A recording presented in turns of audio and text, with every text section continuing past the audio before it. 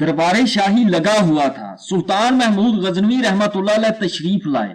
تمام وزراء اور عمرہ حاضر خدمت ہیں۔ بادشاہ سلامت کے ہاتھ میں ایک موتی تھا۔ بادشاہ سلامت نے وہ ہیرا نما موتی وزیر دربار کو دکھا کر پوچھا، اس موتی کی کیا قیمت ہوگی؟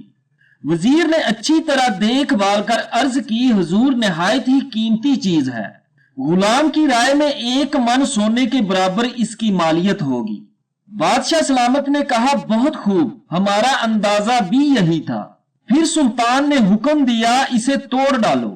وزیر دربار نے حیرت سے سلطان کی طرف دیکھا اور ہاتھ باندھ کر بولا، جہاں پناہ اس موتی کو کیسے توڑوں؟ میں تو حضور کے مال و منال کا نگران اور خیر خواہ ہوں۔ سلطان نے کہا، ہم آپ کی اس خیر خواہی سے خوش ہوئے۔ تھوڑی دیر بعد سلطان نے وہی موتی نائب وزیر کو دیا اور اس کی قیمت دریافت کی۔ وزیر نے عرض کیا، حضور اس کی قیمت کا اندازہ کرنے میں عاجز ہوں۔ بادشاہ نے حکم دیا، اچھا اسے توڑ دو۔ وہ عرض کرنے لگا، قبلہ عالم، ایسے بیش بہا قیمتی موتی کو کیوں توڑوانا چاہتے ہیں جس کا ثانی ملنا محال ہے؟ ذرا اس کی آب و تاب اور چمک دمک تو ملاحظہ فرمائیے۔ سورج کی روشنی اس کے سامنے ماند پڑ رہی ہے۔ میں شاہی خزانے کا نگہبان ہوں، اسے توڑنے کی کیسے جرت کر سکتا ہوں؟ سلطان نے اس کی فہم و فراست کی تعریف فرمائی۔ پھر چند لمحوں کے بعد وہی موتی امیر العمرہ کو دیا اور کہا، اسے توڑ ڈالیے۔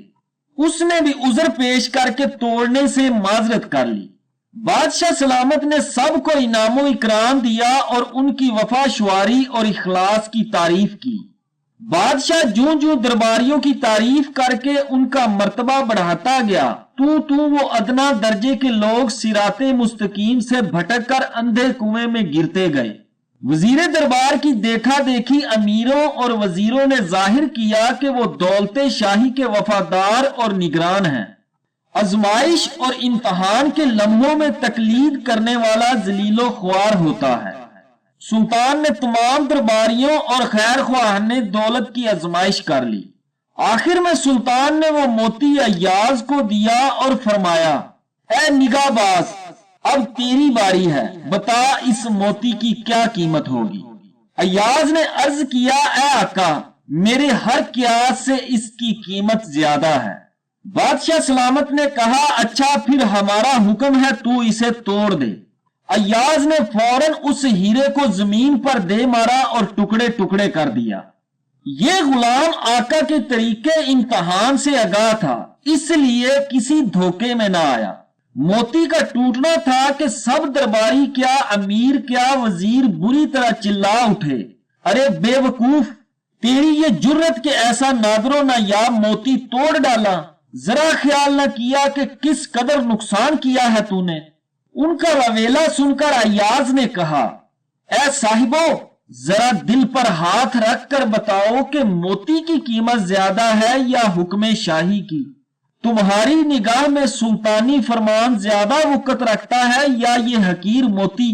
تم نے ہیرے نما موتی کو تو دیکھا، اس کی قیمت اور چمک دمک کو دیکھا، مگر اس حکم دینے والے کو نہ دیکھا۔ وہ روح ناپاک اور بد خصلت ہے جو ایک حقیر پتھر کو نگاہ میں رکھے اور فرمان شاہی کو نظر انداز کر دے۔ جب ایاز نے یہ بھید سرے عام کھولا، تب تمام ارکان دولت و منصب کی آنکھیں کھلی۔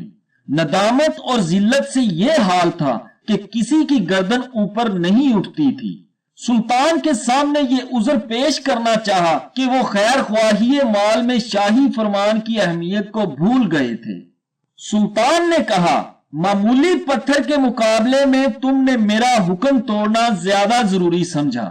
یہ کہہ کر شاہی جلاد کو حکم صادر کر دیا کہ ان سب نافرمانوں کی گردنیں اڑا دو۔ ارکان دولت خوف سے تھر تھر کانپنے لگے۔ ایاز کو ان کی بے بسی پر رحم آیا، ہاتھ باندھ کر سلطان سے عرض کرنے لگا، اے آقا اور اے معاف کر دینے والے، ان بدبختوں کی غفلت اور نادانی کا سبب محض تیرا کرم اور صفت عفو کی زیادتی ہے۔ آپ کی ناراضگی ان کے لیے 100 موتیوں سے بھی بدتر ہے۔ تیری مہربانیاں ہم پر غالب ہیں اور ہم ان کے بوجھ تلے دبے ہوئے ہیں۔ میری کیا حیثیت اور کیا حقیقت، مگر اتنا عرض کرتا ہوں کہ ان مجرموں کے سر بھی تیری ہی دیوار سے لگے ہوئے ہیں۔ بے شک یہ بازی ہار گئے، مگر اتنا تو ہوا کہ اپنی خطا اور اپنے جرم سے آگاہ ہوئے، اس لیے انہیں معاف کر دے۔ بادشاہ سلامت نے ایاز کی سفارش قبول کی اور سب کو معاف کر دیا۔ ناظرین گرامی، اس میں درس حیات یہ ہے کہ ایاز مزاج شاہی کا رمز شناس تھا۔ اس نے ہیرے کی ظاہری چمک دمک سے آگے دیکھا، حکم شاہی کو ہیرے پر ترجیح دی، اسی سبب سے وہ مقرب ٹھہرا۔ وزراء اور عمرہ نے ہیرے کی چمک دمک دیکھی، وہ اس میں کھو گئے اور حکم شاہی کو نظر انداز کر دیا۔ اسی طرح انسان غفلت اور گمراہی میں پڑ کر ثنائے حقیقی یعنی اللہ تعالیٰ کو بھول جاتا ہے، جس کا نتیجہ ذلت و خواری کے سوا کچھ حاصل نہیں ہوتا۔ اللہ تبارک و تعالیٰ سے دعا ہے کہ اللہ پاک ہمیں گمراہی اور غفلت سے محفوظ فرمائے، آمین ثم آمین۔